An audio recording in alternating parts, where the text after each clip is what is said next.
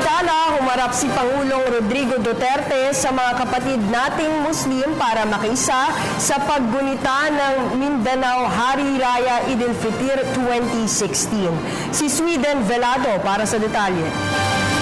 Iliw na nakihalubilo at humarap sa ating mga kababayang Muslim si Presidente Rodrigo Roa Duterte para sa Hari Raya Eid al-Fitr 2016, isang espesyal at tradisyonal na pagtitipong ginagawa para sa selebrasyon ng pagtatapos ng Ramadan.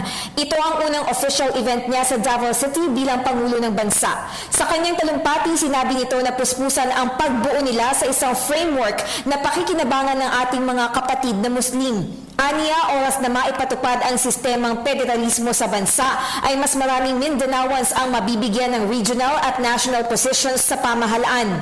If I succeed in convincing everybody in Mindanao, if I could convince my MILF brothers and Nor Miswari of the MN, there will be a reconfiguration of the territory. I foresee that towards the end of the year, we'll be able to come up with a framework kung paano gawin ang federalism. Ngunit sakaling hindi maisulong ang framework na kanilang binubuo, may plan B naman ang Pangulo sa pamamagitan ng Bangsamoro Basic Law. But if the Filipino nation in a plebiscite would not want it, then I am ready to concede whatever is there in the BBN law. We will see to it that it will pass. Inihayag din ni Duterte ang plano nitong pumunta sa Hulo. I might travel to Hulo. Huwag sana lang akong ikidnap ng abusa. Wala naman akong pera maibigay sa kanila. Diretso putol na lang para... I have to go to Hulo to talk to Nor. And maybe I'll order the military to just let him,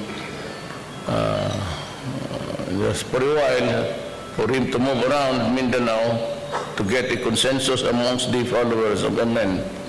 And we would be ready simultaneous ang ating usapan sa MIA.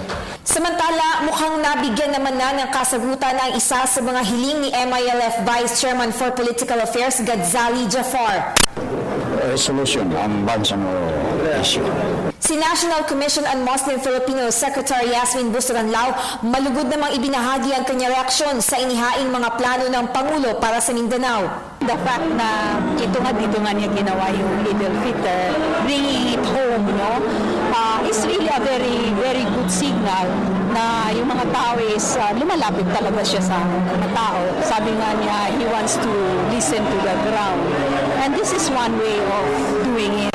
Tinatayang nasa 700 mga bisita ang nakiisa sa malaking pagtitipon.